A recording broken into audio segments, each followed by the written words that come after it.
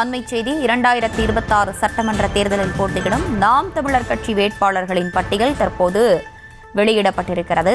அண்மை செய்தியாக பார்த்து வருகிறோம். முதற்கட்டமாக 100 சட்டமன்ற தொகுதிகளில் போட்டியிடும் வேட்பாளர்களின் பட்டியலை நாம் தமிழர் கட்சி தற்போது வெளியிட்டிருக்கிறது.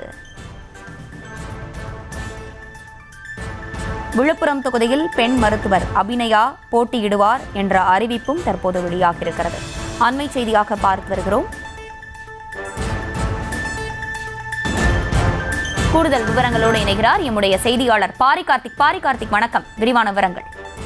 வணக்கம். நாம் தமிழர் கட்சி வருகின்ற 2026 சட்டமன்ற தனித்து போட்டியிடுகிறது. 234 தொகுதியிலும் தனித்து நாம் தமிழர் கட்சி போட்டியிடுகிறது.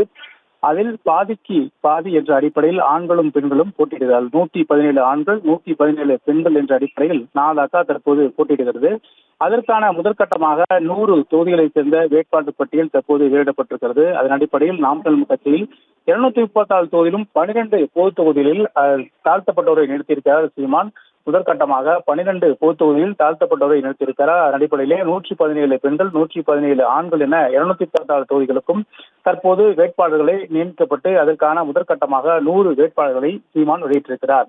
ஏற்கனவே நாம் தமிழர் கட்சி 2026 சட்டமன்ற தேர்தலில் தனித்துத்தான் போட்டியிடும் என்று அறிவிக்கப்பட்ட நிலையில் அதற்கான வேட்பாளர் அறிமுக கூட்டம் ஒவ்வொரு மாவட்டத்திலும் அந்த கட்சியினுடைய செயல்கூட்டம் என்ற அடிப்படையில் தொடர்ச்சியாக அறிவுறுத்தியிருக்கிறார். அதன் அடிப்படையிலே நாம் தமிழர் கட்சியினுடைய ஒருங்கிணைப்பாளர் சீமான் இந்த முறை காரைக்குடியில் நிற்பாட்டு எதிர்பார்க்கப்படுகிறது. ஏனென்றால் கடந்த வாரம் காரைக்குடியில் சிவகங்கையில் நடந்த பொதுக்கூட்டத்தில் 4 தொகுதிக்கான அந்த வேட்பாளர் பட்டியல் வெளியிடும் பொழுது காரைக்குடியை தவிர மீதம் இருக்கக்கூடிய 3 தொகுதிகளுக்கும் அவர் வேட்பாளர் வெளியிட்டார். அதன் அடிப்படையிலே அவர் காரைக்குடியில் இந்த முறை போட்டியிடுவார் என்று எதிர்பார்க்கப்படுகிறது. ஏற்கனவே அவர் மானாமரை சேர்ந்தவர். அடிப்படையில் அவருடைய இடம் மானாமரையை சேர்ந்தது. இந்நிலையில் மானாமரை ஒரு பட்டியல் சமூகம் மட்டுமே நிற்கக்கூடிய தனி தொகுதி என்ற அடிப்படையால் இவர் அருகில் இருக்கக்கூடிய காரைக்குடி தொகுதியை தற்போது நிற்கிறார்.